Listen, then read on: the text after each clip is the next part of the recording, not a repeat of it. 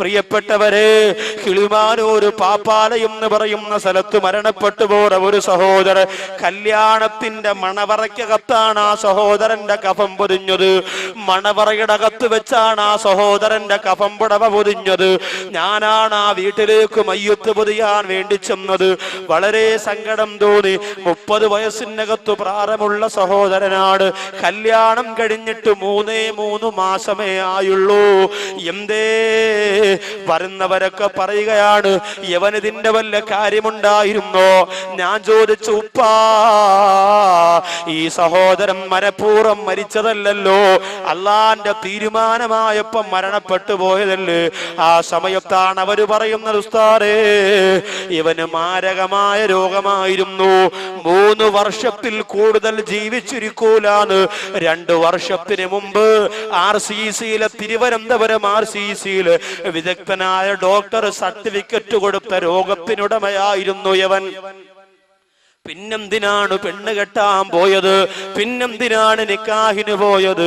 ആ പെണ്ണിന്റെ ജീവിതവും നശിച്ചു പോയില്ലേ എന്ന് പറഞ്ഞുകൊണ്ട് അവര് കരയുമ്പോൾ, ആ അടക്കമെല്ലാം കഴിഞ്ഞ് ആ വീട്ടിലേക്ക് വന്നു. പ്രിയപ്പെട്ട സഹോദരന്റെ മരണപ്പെട്ടു പോയ സഹോദരന്റെ ഭാര്യയെ വിളിച്ച് കാര്യം തിരക്കിയപ്പോ, ഇയാൾക്ക് രോഗമായിരുന്നോ എന്ന് നീ അറിഞ്ഞായിരുന്നോ എന്ന് ചോദിക്കുമ്പോ കരഞ്ഞുകൊണ്ട് പറയുന്നു, ഉസ്താദേ, എന്റെ വീട്ടില് ഞങ്ങള് 4 പെമ്മക്കളാ. ഞങ്ങള് 4 പെമ്മക്കളായിരുന്നു ഉസ്താദേ. എനിക്ക് വാപ്പച്ചിയില്ല. എന്റെ ഉമ്മ പ്രസവിച്ചതോടെ വാപ്പച്ചി മരിച്ചുപോയി. എന്റെ ഉമ്മയാണ് എന്റെ 3 യുക്തമാരെയും നിക്കാഹ് ചെയ്യിപ്പിച്ചേക്കാൻ ഓടി നടന്നത്. എല്ലാ പള്ളികളിലും പോകുമായിരുന്നു. ഒരു പക്ഷേ നമ്മുടെ ജുമഅത്ത് പള്ളിയുടെ മുമ്പിൽ വരെയും വന്നിട്ടുണ്ടാവും. നമ്മൾ അറിയില്ലല്ലോ, നമുക്ക് നേരമില്ലല്ലോ. ജുമാ നിസ്കാരം കഴിഞ്ഞ സലാം വീട്ടിയിട്ട് ദുനിയാവിന്റെ കാര്യത്തിനിറങ്ങി ഓടുമ്പോ കർച്ചീപ്പും പിരിച്ച് മുമ്പിലിരിക്കുന്നവരെ ശ്രദ്ധിക്കാൻ പലപ്പോഴും നമുക്ക് സമയം കിട്ടാറില്ലല്ലോ. അങ്ങനെ ആ പെങ്ങള് പറയുന്നു, എന്റെ 3 ഇത്തച്ചിമാരെയും എന്റെ ഉമ്മയാണ് കഷ്ടപ്പെട്ടുകൊണ്ട് ഓരോ പള്ളികളിൽ പോയി ഓരോരുത്തരെയും കണ്ടു പണപ്പിരിവ് നടത്തിയിട്ട് നിക്കാഹ് ചെയ്യിപ്പിച്ചത്. അങ്ങനെ എന്റെ ഉമ്മ ഒരുപാട് കഷ്ടപ്പെട്ട് ജീവിച്ചവരാണ്. നമ്മളൊക്കെ രാത്രി കിടക്കുമ്പോ ഉമ്മ അടുത്തു വന്നിരുന്നു പലപ്പോഴും കരയാറുണ്ട്. അവസാനം എന്റെ നിക്കാഹിന്റെ സമയമായപ്പോ, ഉസ്താദേ, എന്റെ ഉമ്മിച്ചാന്റെ കാല് മുറിച്ചു. ഷുഗർ ബാധിച്ചുകൊണ്ട് എന്റെ ഉമ്മാന്റെ കാല് മുറിച്ചു. മറ്റേ കാലും സുഖമില്ലാത്തത് കൊണ്ട് ഇനി വടിവിണ്ട് പോലും നടക്കാൻ പാടില്ല എന്ന് ഡോക്ടർ പറഞ്ഞു. അങ്ങനെ എന്റെ ഉമ്മ ഒറ്റപ്പെട്ടുകൊണ്ട് വീടിനകത്ത് കഴിഞ്ഞു.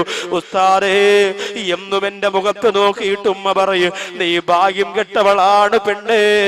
നിന്നെ പ്രസവിച്ചതിന്റെ അന്ന് വാപ്പ മരിച്ചില്ലേ?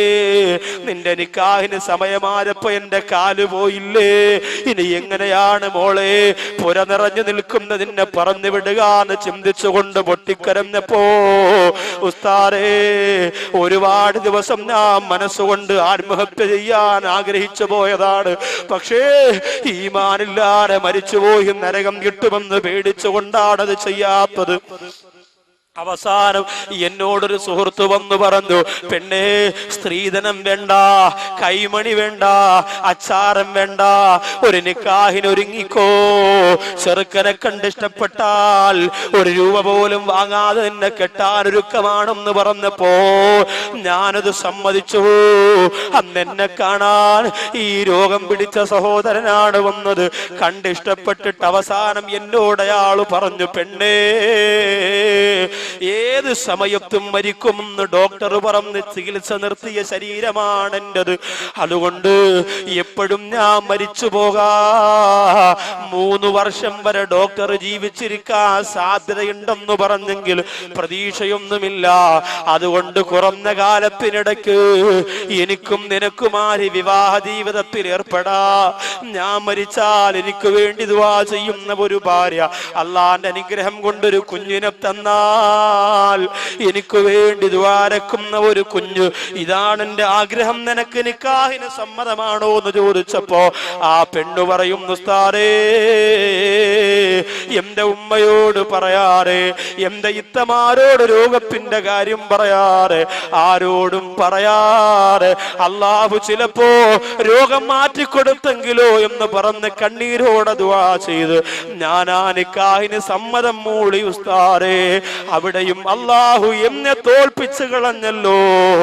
3 വർഷം പോയിട്ട് 3 മാസം പോലും എനിക്ക് ആ പ്രിയപ്പെട്ടവന്റെ കൂടെ ജീവിതം നയിക്കാൻ കഴിഞ്ഞില്ലല്ലോ.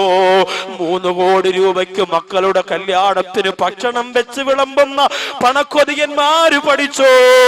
ആ പാവപ്പെട്ട പൊന്നുപോള കണ്ണീരുണ്ടല്ലോ, ആ കണ്ണീരിന്റെ ശാപം നമ്മുടെ തലയെന്ന് പോകൂല പണക്കൊതിയന്മാരെ. അള്ളാഹു എന്നെയും നിങ്ങളെയും കാത്തുരക്ഷിക്കട്ടെ. ഇതിനവസാന ബാക്കവി പറയുമ്പോ ഈ സംഘടന എതിർക്കുന്ന ചില ആൾക്കാർ പറയും, ബാക്കവിക്കത് പറയാ ഉസ്താദുമാരാണ് പണം കൊണ്ട് കല്യാണം നടത്തുന്നത്. എന്റെ പ്രിയപ്പെട്ടവരാണ് എന്റെ മുമ്പിൽ ഇന്നലെയും ഇന്നുമായി നിറഞ്ഞിരിക്കുന്നവരോട് ഞാൻ പറയുകയാണ്, എന്റെ കുടുംബ ജീവിതം നിങ്ങൾക്ക് പരിശോധിക്കാ. വാപ്പ മരിച്ചു പോര പാവപ്പെട്ട സൗന്ദര്യമില്ലാത്ത 4-5 പെൺമക്കളെ കൊണ്ട് പൊറുതിമുട്ടിപ്പോര കുടുംബത്തിൽ നിന്ന് ഒരു പെൺകുട്ടിയാണ് നൗഷാദ് വാക്ക വിവാഹം കഴിച്ചത്. ഇതെന്തിനാണ് ഞാൻ നിങ്ങളോട് പറയുന്നതെന്നറിയോ? ഇതെന്തിനാണ് പറയുന്നതെന്നറിയോ? എന്റെ ശബ്ദം കേൾക്കാൻ ഓടിയെത്തിയ എന്റെ പ്രിയപ്പെട്ട ചുണക്കുട്ടന്മാരുടെ മനസ്സിന്റെ കത്ത് പാവപ്പെട്ടവരോടൊരു കനിവ് തോന്നാ, സാധുക്കളോടൊരു കനിവ് തോന്നാൻ വേണ്ടിയാ പറയുന്നത്. ബാക്കിയുള്ള 2 കാര്യങ്ങൾ കൂടി പെട്ടെന്നൊന്ന് പറയാനുണ്ട്. 6ാമത്തെ കവാടം, നരകത്തിന്റെ 6ാമത്തെ കവാടത്തിന്റെ പേര് ഹാവിയ എന്നാണ്. അമ്മാമൻ ഖഫ്ഫത്ത് മവാസീനുഹു ഫഉമ്മുഹു ഹാവിയ. ഹാവിയ എന്ന നരകമാണ്. നന്മയും തിന്മയും അള്ളാഹു തൂക്കി നോക്കുമ്പോൾ തിന്മയുടെ ഭാരം കൂടുതലും നന്മയുടെ ഭാരം കുറവും ആർക്കാണോ അവർക്കാണ് ഹാവിയ എന്ന നരകം അള്ളാഹു കൊടുക്കുന്നത്. 7ാമത്തെ നരകത്തിന്റെ കവാടത്തിന്റെ പേര്. അപ്പൊ ഈ നന്മയുടെ ഭാരം കൂടാൻ നമ്മളെ കൊണ്ട് പറ്റുന്നതൊക്കെയും ചെയ്യണം. തിന്മയുടെ ഭാരം കൂടാൻ ഉള്ള കാര്യങ്ങൾ ഒഴിവാക്കിയിട്ട് തിന്മയുടെ ഭാരം കുറയ്ക്കാനുള്ള ശ്രമം നടത്തണം. അള്ളാഹുവിന്റെ പള്ളിക്കകത്തിരുന്ന് സംസാരിക്കുന്നത് തിന്മയുടെ ഭാരം കൂട്ടും. ഇന്ന് പള്ളിക്കകത്ത് വളഞ്ഞിരുന്നാണ് രാഷ്ട്രീയ ചർച്ച, പള്ളിക്കകത്ത് വളഞ്ഞിരുന്നാണ് വസ്തു കച്ചവടം. ഇനി മറ്റേ വസ്തു എന്തരാടെ, ഇതിന്റെ എന്തരാടെ, 50,000 ഇങ്ങോട്ട് താടെ, 25,000 അങ്ങോട്ട് താടെ, ഇതൊക്കെ പള്ളിക്കകത്തിരുന്ന ഇത് നാളെ അള്ളാഹുവിന്റെ പരലോകത്ത് നന്മ തിന്മ തൂക്കുമ്പോൾ തിന്മയുടെ ഭാരം ഒരുപാട് കൂടുന്നതിന് കാരണമാകും. അള്ളാഹു അനുഗ്രഹിക്കട്ടെ. അതുപോലെ തന്നെ മറ്റുള്ളവർക്ക് അർഹതപ്പെട്ട സ്വത്ത്, അനാഥ മക്കളുടേത്, മുത്തഅല്ലിമീങ്ങളുടെ പൈസ, ഉസ്താദുമാരുടെ പൈസ, ഇതൊക്കെ വെട്ടി വിലുങ്ങി വയറ് വലുതാക്കി നടക്കുമ്പോൾ വയറ് വളരുന്നതിനേക്കാൾ ഡബിൾ സ്പീഡിൽ വളരുന്നത് നമ്മുടെ തിന്മയുടെ ത്രാസായിരിക്കും. അള്ളാഹു സുബ്ഹാനഹു വ തആല കാത്തുരക്ഷിക്കട്ടെ. 7ാമത്തെ കവാടം ജഹീം. ഇലാഹി ലസ്തു ലിൽ ഫിർദൗസി അഹ്ലാ വലാ ഖുവാ അലാ നാരിൽ ജഹീമി. അബൂബക്കർ സിദ്ദീഖ് റളിയല്ലാഹു അൻഹു ഒരുപാട് പൊട്ടിക്കരഞ്ഞു പോയത് ജഹീം എന്ന നരകത്തെ ഭയന്നുകൊണ്ടാണ്. ആരാണതിൽ കടന്നു പോകുന്നത്? വല്ലദീന കഫറൂ വകദബൂ ബിആയാതിനാ ഉലൈക അസ്ഹാബുൽ ജഹീം. അവിശ്വസിക്കുന്നവരും അള്ളാഹുവിന്റെ ദൃഷ്ടാന്തങ്ങളെ വ്യാജമാക്കുന്നവരും ജഹീം എന്ന നരകത്തിന്റെ ഉടമകളാണ്. അള്ളാഹു കാത്തുരക്ഷിക്കുമാറാകട്ടെ. ദൃഷ്ടാന്തം എന്ന് പറയുന്നത് ഏറ്റവും വലിയ ദൃഷ്ടാന്തം തന്നെയാണ് മനുഷ്യർ. നമ്മുടെ കണ്ണും നമ്മുടെ കാതും നമ്മുടെ ശരീരവും ഒക്കെ ഏറ്റവും വലിയ ദൃഷ്ടാന്തമാണ്. അൽ ഹിക്മത്തു ഫീ മഖ്ലൂഖാത്തില്ല എന്ന് പറയുന്ന ഗസാലി ഇമാമിന്റെ ഒരു മഹത്താര ഗ്രന്ഥമുണ്ട്. ആ ഗ്രന്ഥം പഠിച്ചാൽ അതിനകത്ത് കണ്ണിനെ കുറിച്ച്, കാതിനെ കുറിച്ച്, ഇമയെ കുറിച്ച്, കണ്ണുനീരിനെ കുറിച്ച്, ആകാശത്തെ കുറിച്ച്, ഭൂമിയെ കുറിച്ച് ഒരുപാട് ദൃഷ്ടാന്തങ്ങള് അള്ളാഹുവിന്റെ ദൃഷ്ടാന്തങ്ങളെ വിശദീകരിക്കുന്നുണ്ട്. അതൊക്കെ മനസ്സിലാക്കുക. നാഥൻ നമ്മെ മനസ്സിലാക്കി നമുക്ക് ജീവിച്ച് അള്ളാഹിന്റെ പൊരുത്തം വാങ്ങാൻ തൗഫീക്ക് തരുമാറാകട്ടെ.